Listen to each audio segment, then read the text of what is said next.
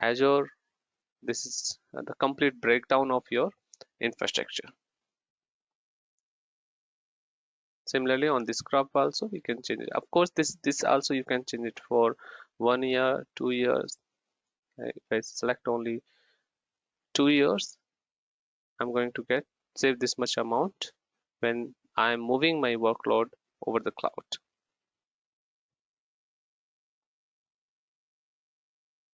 Okay. Sorry, is it comparing the on-premises workload to Azure?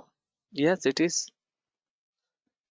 It is again the consumption base. I mean, sorry, it is assumption based that you have given that these many the workload, and by comparing what you have given is giving the estimation value that okay, if you're running with this current compute and current data center over the over 1 year, over the tenure of 1 year, then this much amount you're going to save. If you're running the same workload in the Azure, yes, it is a high level of comparison between your on-prem and your cloud, Azure cloud. But if you see the storage, the amount for storage for on-premises, I bet for Azure is very high compared to on-premises. Sorry, come again. The amount of storage Mm-hmm. for Azure is very high compared to on-premises. Yeah, here it is very high. It could be because we, by default, it must have calculated, uh, the premium storage. Of course, we can go and change it. It's not a big deal. So on the each and every component, you can see the compute 69% is high on on-prem, 19% is a data center, 2% is networking. But yeah, storage is quite high because there are two factors. One is might be your Azure is calculating this premium, and on top of it, again there is some logical unit disk that you behind the scene Microsoft Azure is appending for you.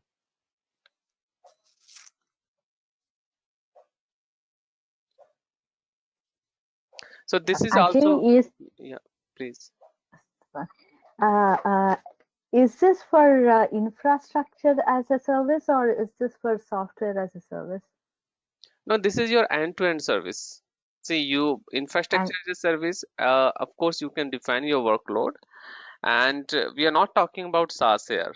We are, yeah, this cost or this calculator is more towards your IaaS, infrastructure as a service, and PaaS, because we have chosen at the time of giving the feed input. You have seen that okay, when you have this define the workload, you have specified the server and you also specified the applications. Chance. So it's a okay. combination of both PaaS and Yeah, SaaS. yeah, PaaS and your IaaS, infrastructure as a IaaS, service okay. and platform as And a service. So SaaS will infrastructure not, as a service and platform as a service. yeah. What about SaaS? But we use their software. Oh, we are not using SaaS has to do with Outlook. No, Outlook, we are again comparing your on-prem to your Azure. So in No. on-prem, I'm just saying mhm, that for SaaS it has to do that we do not use any SaaS here because SaaS has to do with when you're talking about Outlook, Office 360, messaging service. Am mhm, I right? mhm. Yes, you are. So and we didn't pick any one of them here. No, actually, this is by default SaaS services when you talk about O360 or O365. But again, the messaging services are there.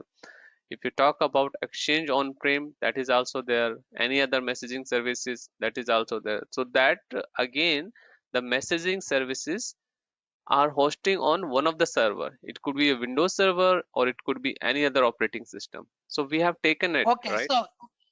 so you have done the total cost for Yeah. picking the server is already there. Yeah, so if you're talking about a messaging perspective, so server in your on-prem environment, you already have that workload, right? If you're talking about Outlook can also run on your on-prem environment. If you're choosing Exchange Server or probably from the IBM, of course, people are not using now, but yes, the IBM Lotus Domino server was there earlier. So that also we have already taken it. The server we have already taken it as a part of our calculation. Okay.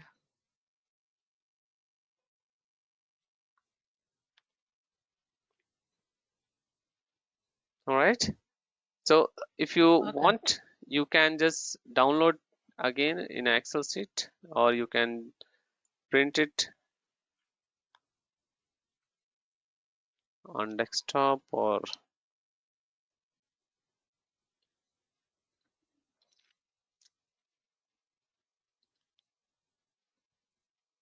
yeah. So this gives you the complete.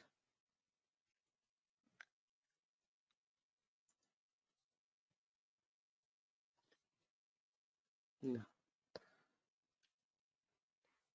This is the 12-page report that will help you to represent in your presentation, that will help you to take the decision. And again, it's going every sort of information you can see here, how they have calculated. And again, it's a assumption base.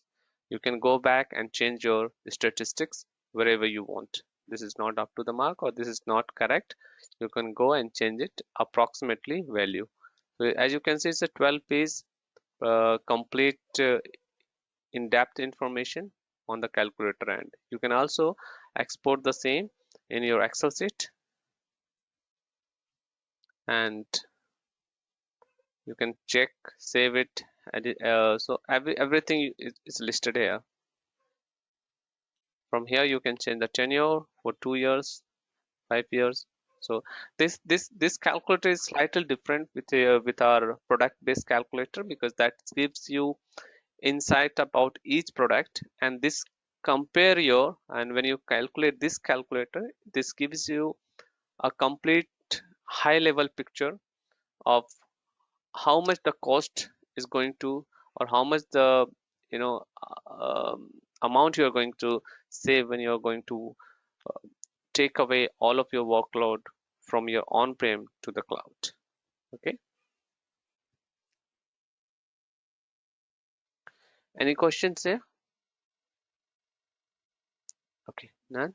So okay, so let's start on the second session today, and it's going to be again your fundamental, and we'll talk about here the proper, how many types of tools, admin tools, we have it, and as your administrator, how do you manage, or how you can manage the different set of aspect in Azure.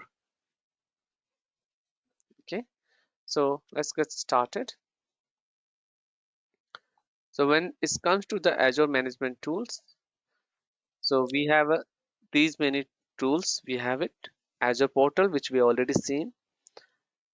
We can configure, manage Azure resources, and we can also have every sort of operation that we can easily deal with these management tools. These are portal we already seen, it's a GUI base, and then we can also manage all our resources through PowerShell. We can also manage through CLI, is the interface and scripting solution.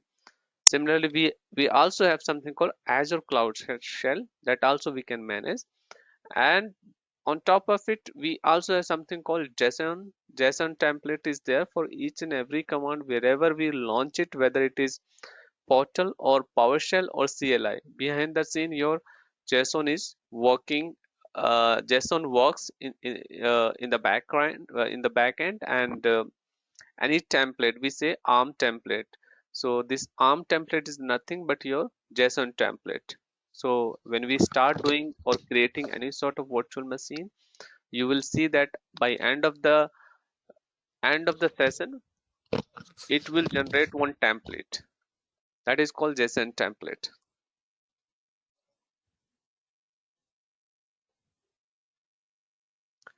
Thereafter, we have something called Azure Advisor.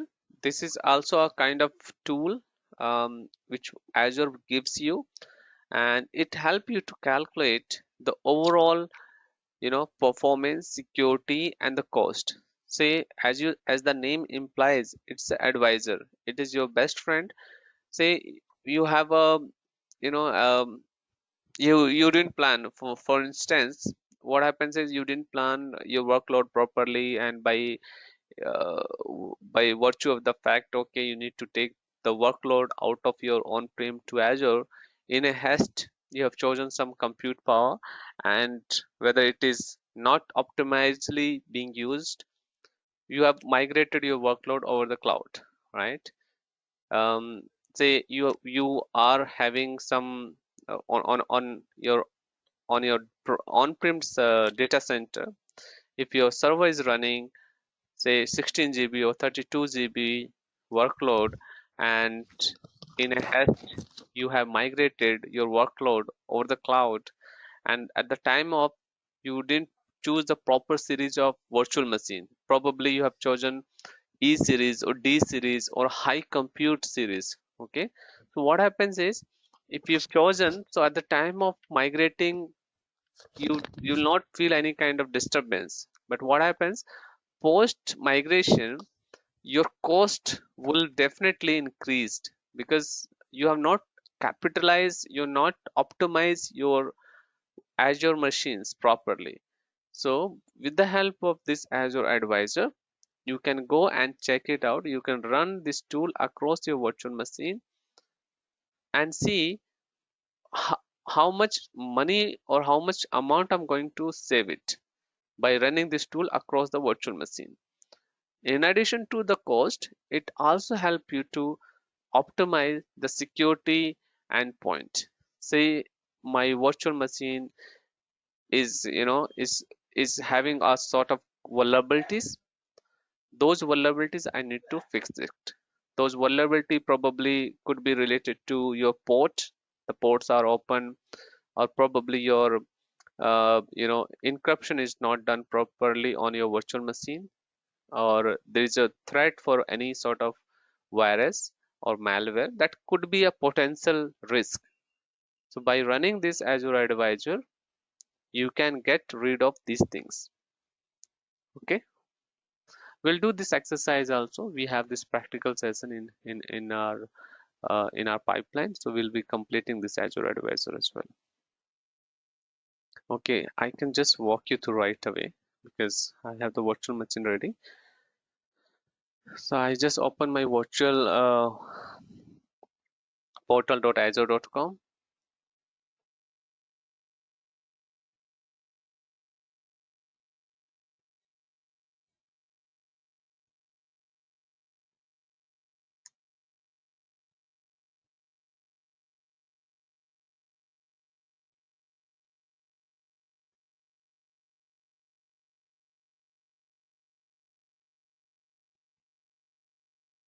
Here there are two virtual machines I have, as you can see on here.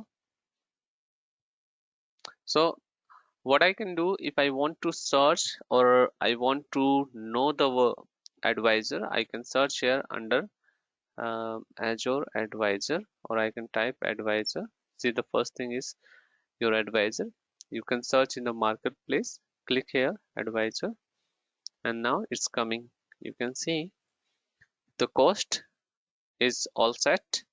Security, I have these many vulnerabilities. Reliability is all fine. Operational excellence is okay. Performance is also okay. Now security, I have something. Cost is showing is fine. Why? Because I've shut down my virtual machine. I am not running anything for now, and whenever I need it, I'll open it, will do my practical anything which I wanted to do, and then I'll shut it down. Security, I have some concern. So let's click and understand what all it says. So these are the different recommendation and impact. Here impact is high, so you can see, and then medium and low. So high is what? Azure Defender for server should be enabled. When you click here, first of all this report you can easily download as a CSV or download as a PDF. that also you can do it. Once you get it, then this is a critical task from the vulnerabilities perspective, because as you know, due to this pandemic, most of the people or all of us are working from home. So the security is a paramount part here, and we have to ensure that whether our workload are running on on-prem or on a cloud, we have to go and revisit, fix it, any sort of vulnerabilities. So we are also doing it on a regular basis, at least twice in a month. We also run this advisor across our virtual machines and workload. So here, if we have some recommendation, we can just click here, understand what it is trying to say and what is a remediation to fix it. So here it is. It says subscription is unhealthy, and then there are two resources. Okay, now if I see remediation steps to fix this, on single click, view remediation logic to enable so and so under the Defender plan, set the server on. So this is the remediation they are saying.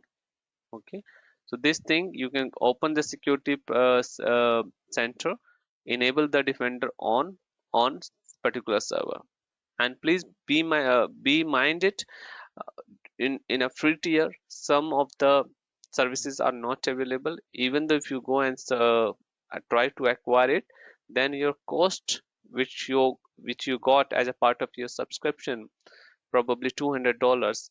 So these are the paid services, so the amount will get deducted from your subscription. So double check it whenever you're trying to do anything. Thereafter, you have something called all network ports should be restricted on NSG level.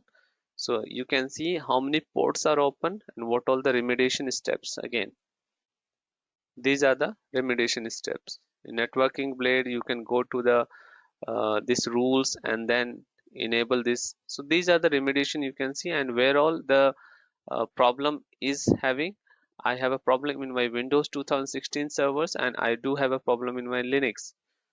Okay, so that also we can check it out. If you want to know what all the policies defined here, you can click here, and then this is the one I was talking about. This is nothing but your JSON template, which template is actually running in the backend, and it is a backbone of your Azure.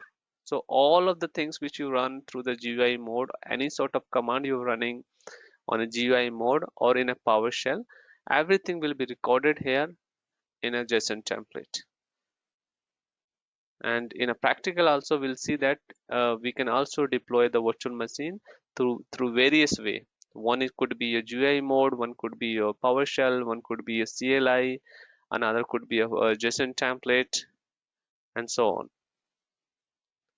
Okay, so this is how your advisor work.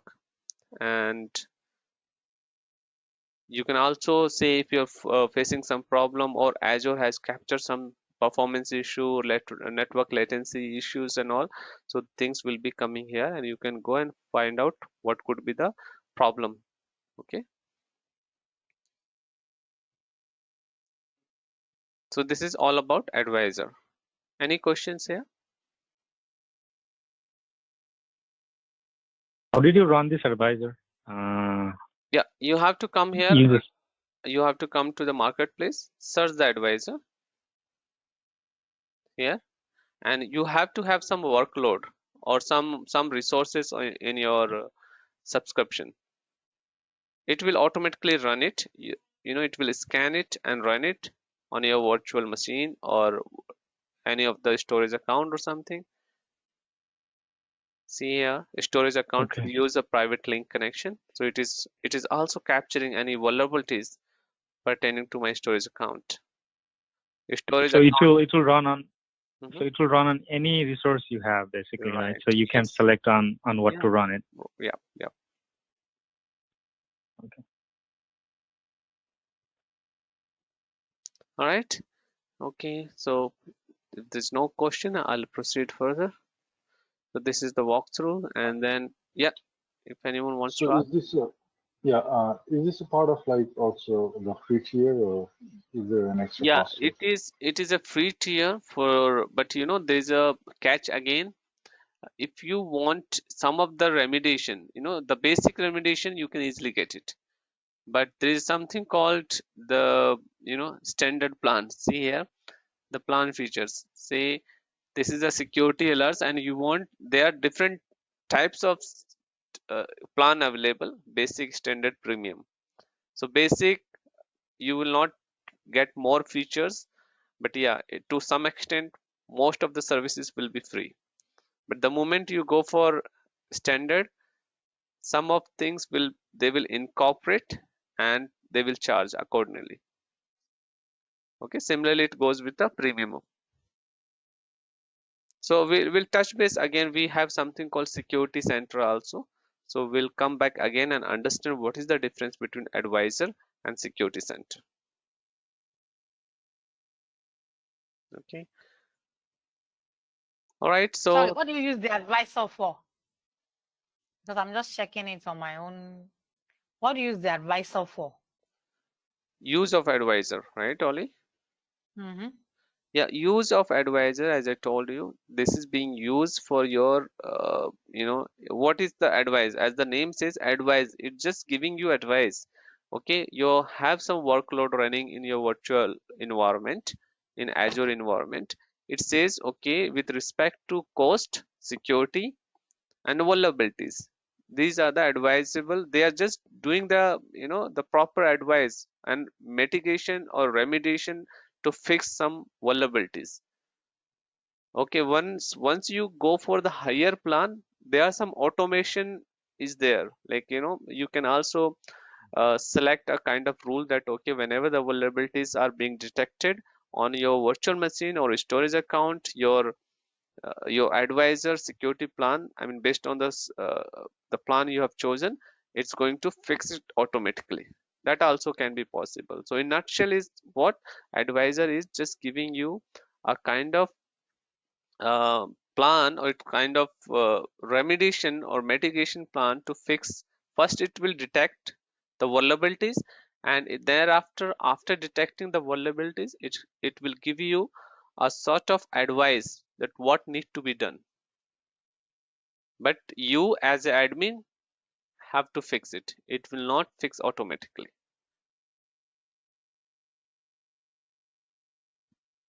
Do we have to run this often, or is it one time run?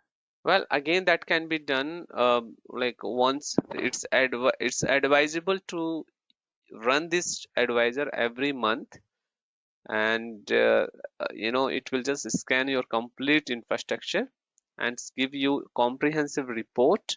You can go and fix it, the problem related to your vulnerabilities. Thank you.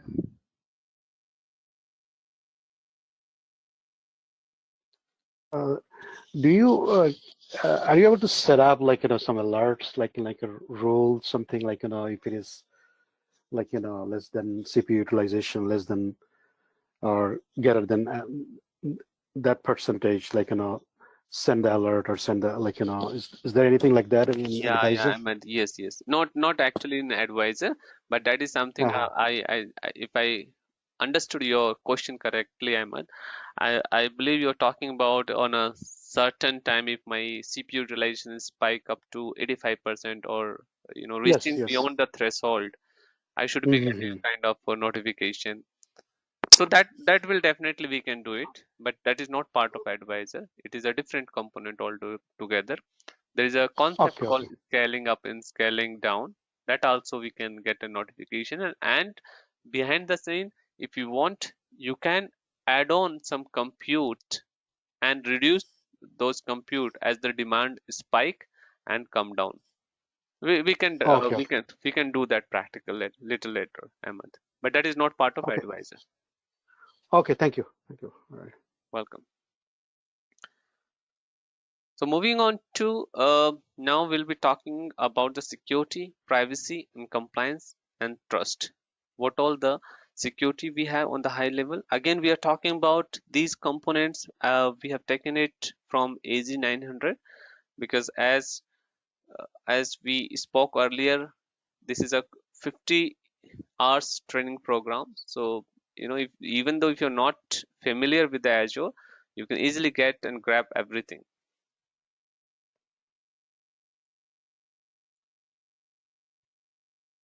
So what all the security we have, what all the privacy, what all the compliance and trust Azure is maintaining. So first of all, how do you secure your network connectivity in Azure? What all the tools, technique we have in Microsoft Azure that we are going to discuss.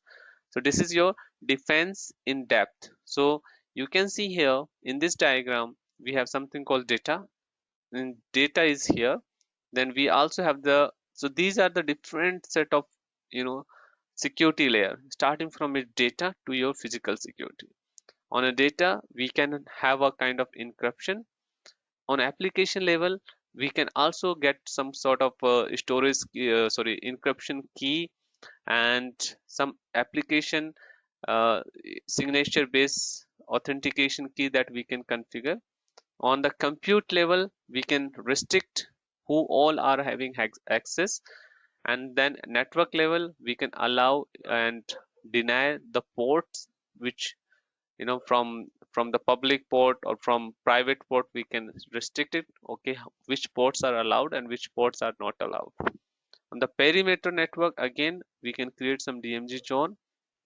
Identity and access, this is a quite critical.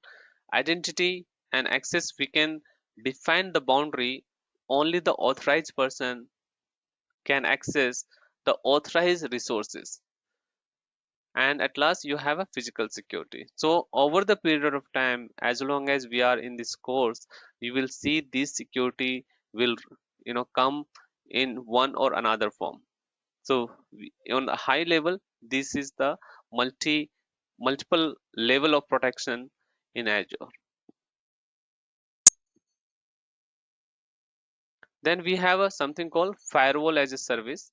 You must be aware, most of you must be aware, like firewall is a part of network component, and it used to be earlier, it used to be a part of network where you have to have some sort of firewall devices or physical tangible devices. There was a time that this was there, but now everything is virtual, not only in Azure, but yeah, a lot of other network compliance, they also offer such kind of firewall. So it is completely in Azure, it is a kind of firewall as a service is running, as you can see, and it does all sort of features which your network devices used to do in a past. Okay,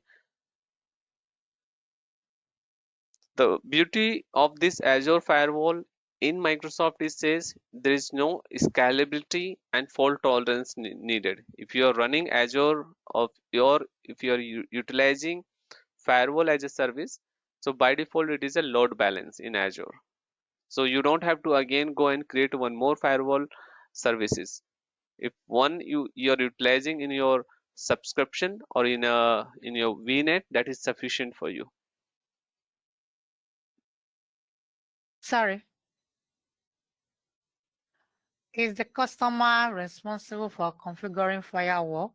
Yeah, we can. Azure?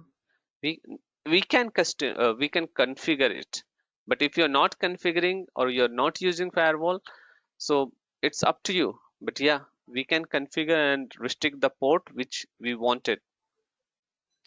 So if I don't configure firewall, does that mean other people can have access to my data?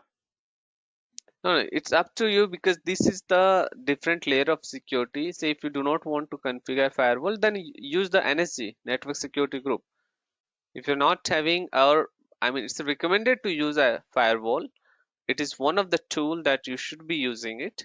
But if you're not using, then there are different. By default, Microsoft is also protecting your data, but on top of it, these are the different service and the layer that you should So they're going to leverage. bill me for using this firewall. It will be part of my total cost. Yeah, that's what I'm saying. It's going to increase your cost, if the cost perspective, if you're asking. But yeah, as a security standpoint of view, if you want, you can use this firewall as a service. Okay, but it's not compulsory. Yeah, it's not compulsory at all. Yeah. So the network service, is it free? Yeah, that is free. Yeah. Okay. We'll